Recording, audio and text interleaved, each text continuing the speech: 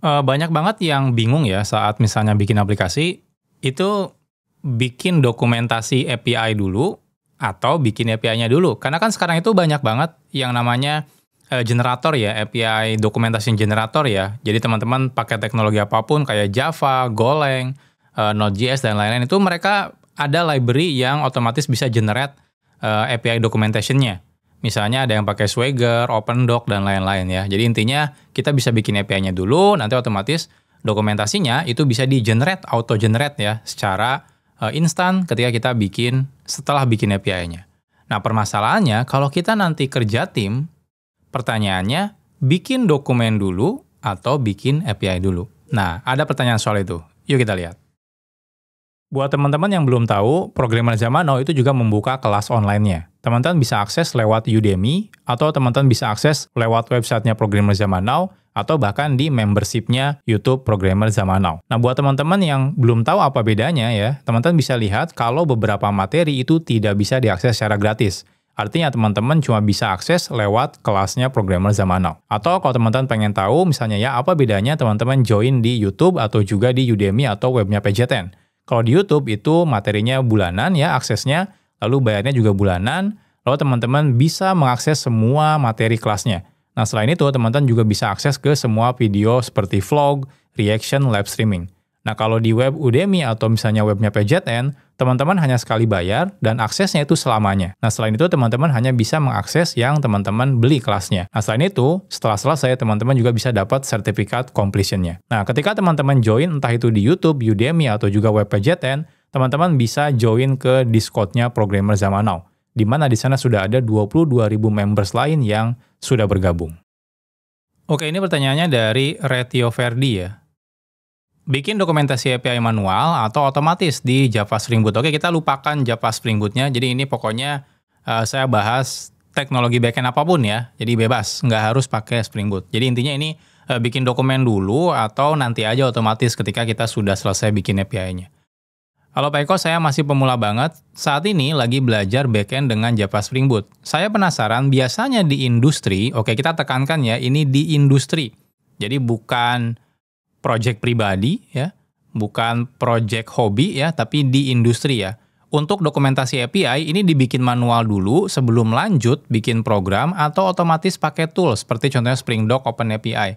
Jadi ini adalah salah satu library untuk bikin otomatis ya dokumentasi API ya dari API yang sudah kita buat. Terima kasih. Oke.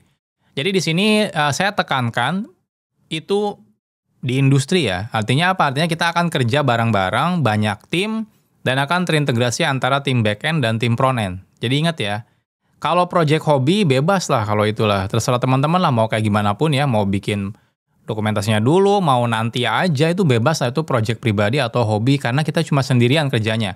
Nah, ini kita bahasnya lebih detail ya di industri. Dan ini juga yang biasa saya lakukan di project-project saya ya. Oke. Kita bahas di sini ya. Jadi saya akan bikin di sini di diagram. Oke. Saya bikin dulu ya. Nah, jadi pertanyaannya tuh simpel sebenarnya. Jadi di awal itu pertanyaannya ini buat project apa gitu ya. Project apa? Nah, jadi yang tadi ya, kalau misalnya jawabannya adalah ini untuk project pribadi, entah itu hobi gitu ya, atau intinya kayak solopreneur gitu ya, dan lain-lain gitu ya. Jadi kita bikin sendirian, nggak ada tektokan antara tim front end, tim back end, jadi semuanya dikerjain sendiri. Nah, jawaban yang paling simpel ini sebenarnya bebas ya. Bebas, tapi biasanya itu akan bikin API dulu ya. Nah, nanti yang API doc-nya itu akan di-generate. Biasanya seperti itu. Jadi simple.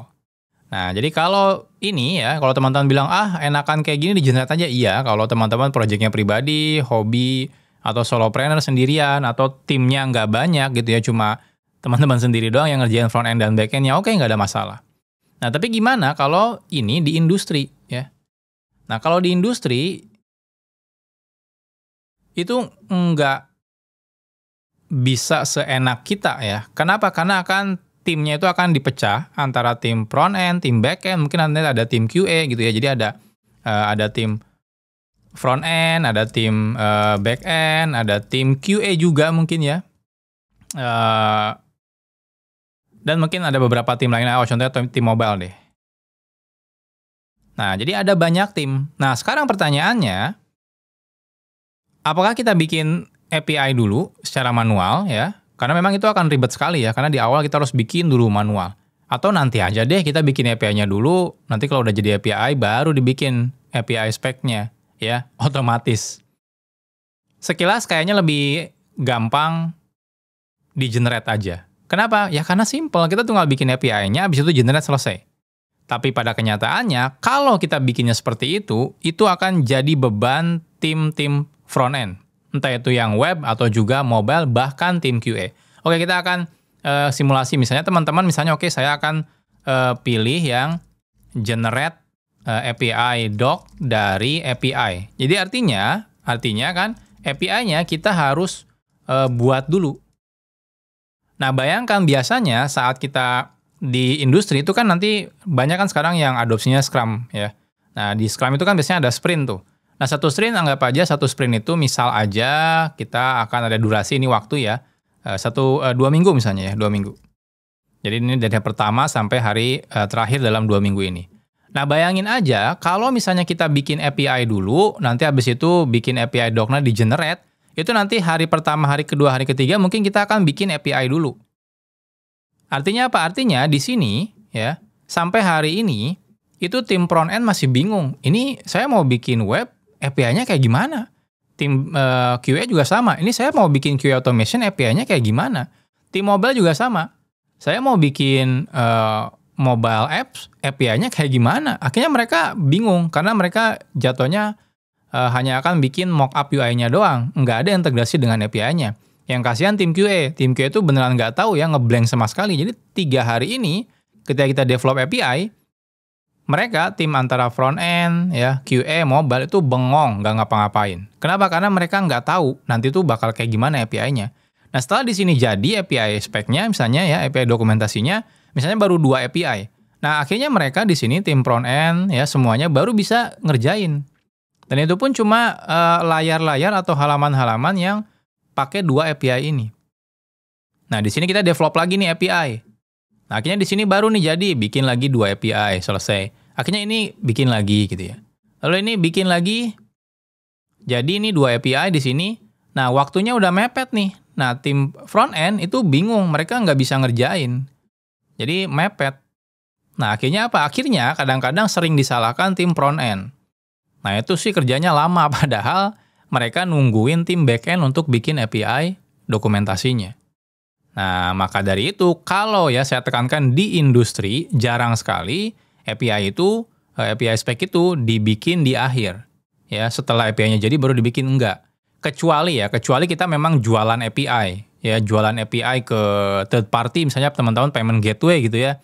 Nah, itu mungkin oke ya. Tapi kalau teman-teman bikin semua produknya sendiri, misalnya kayak e-commerce, bikin back-end, bikin webnya, bikin mobile-nya, itu rata-rata nggak akan di-generate. Kenapa? Karena akan dibikin di awal. Nah, jadi jawabannya kalau di industri itu pasti akan dibuat manual. Saya tekankan ya, manual di awal. Ya. Jadi bukan di tengah, bukan di akhir, tapi di awal. Jadi nanti alurnya itu adalah pertama kan kita ya otomatis kita diskusi dulu nih. Nanti dari UI UX gitu ya. Nah, itu kan nanti dapat nih, oh ini layar aplikasi web, ini layar aplikasi mobile. Nah, habis itu turunlah ke tim development ya. Di dalam sana kan ada tim back-end, front-end, mobile, dan lain-lain ya. Dan mereka akan diskusi. Oke, kita punya layar ini, kira-kira butuh API-nya seperti apa. Nah, nanti untuk mobile-nya layarnya seperti ini, kira-kira butuh API-nya seperti apa. Jadi justru di awal itu kita tidak ada yang development sama sekali. Jadi tidak ada development ya, tidak ada coding. Nah, berapa lama? Nggak lama sih sebenarnya. Itu kan teman-teman mungkin kayak cuma sehari berapa jam doang gitu ya. Jadi di awal kita rembuk bareng, diskusiin ini kita dapat nih UI UX mock-up-nya dari tim UI UX gitu ya. Kira-kira kita perlu bikin seperti ini, flow-nya seperti ini. Yuk kita diskusi kira-kira API apa yang perlu kita buat kayak gitu. Jadi nanti di sana itu didiskusiin langsung. Oh, untuk layar ini contohnya kita butuh API-nya untuk dapetin data A, data B, data C. Nanti untuk mobile ini dapetinnya datanya A, B, dan juga D misalnya seperti itu.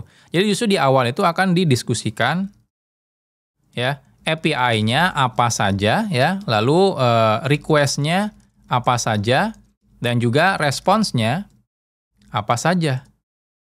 Nah, jadi justru di awal tuh, ketika diskusi di awal itu ya, jadi sebelum development, jadi nggak ada coding dulu baru dibikin API, nggak ada. Justru di awal itu dibikin dulu.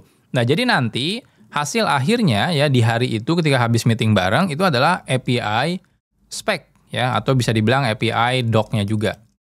Nah, pakai apa ini? Simple aja, teman-teman mau pakai dokumen teks biasa misalnya seperti Markdown, atau teman-teman mau simpan di Microsoft Word misalnya, bebas, yang penting kita udah tahu, oh API-nya akan jadi seperti ini, request-nya seperti ini, responnya seperti ini, udah sesimpel kayak gitu doang. Jadi nggak ada yang aneh. Jadi cukup sesimpel kayak gitu doang. Nah, dari situlah akhirnya ya, setelah selesai, ini kan berarti udah selesai nih ya. Jadi ini udah jadi nih di hari pertama misalnya gitu ya. Sambil meeting sprint planning misal aja. Itu kan jadi di awal tuh. Nah, nanti teman-teman otomatis tuh bisa. Jadi kita bisa jalan paralel ya. Entah itu di sini yang kerja adalah tim back end ya, nanti atau tim front end, atau yang tim mobile termasuk tim QA ya. Jadi mobile juga bisa, tim QA juga bisa.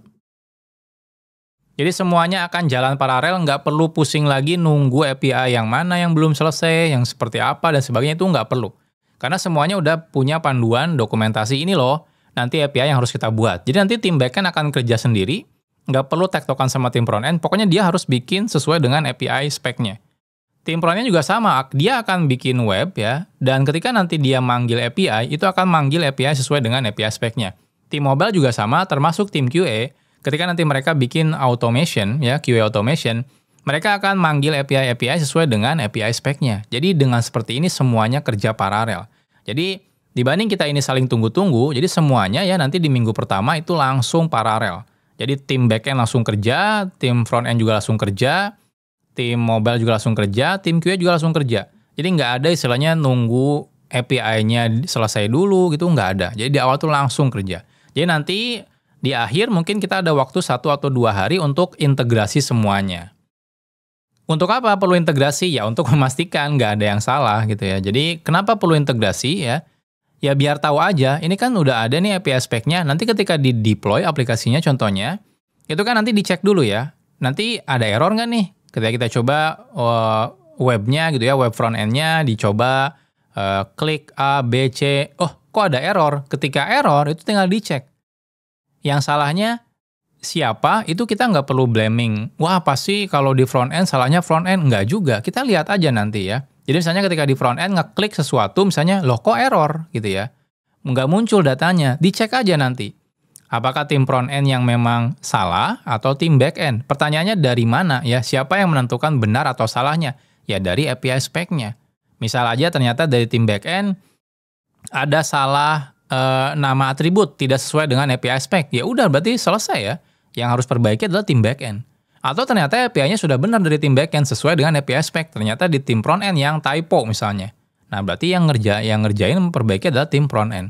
Nah termasuk sama, kalau tim mobile juga sama ketika ada error integrasi, cek aja nanti ya, mana yang tidak sesuai dengan API spec-nya. Nah termasuk yang tim QA. Jadi kalau QA-nya udah bikin automation, ternyata ada error, cek dulu. Errornya dari tim QA-nya atau memang dari back-end atau front-end-nya yang bermasalah misalnya seperti itu. Nah kalau misalnya udah jelas, ya jadi ini kita punya acuan ya, untuk menentukan siapa yang benar dan salah, itu dari API spec-nya.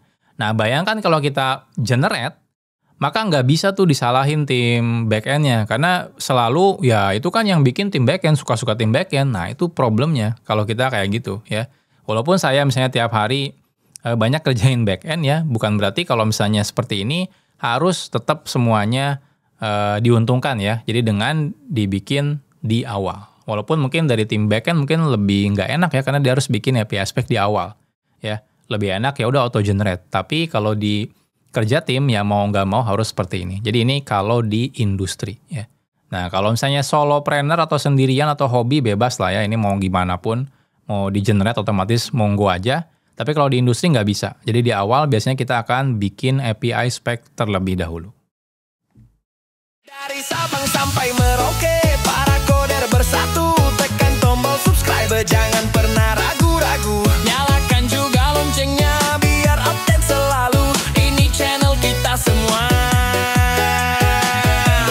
Programmer zaman now.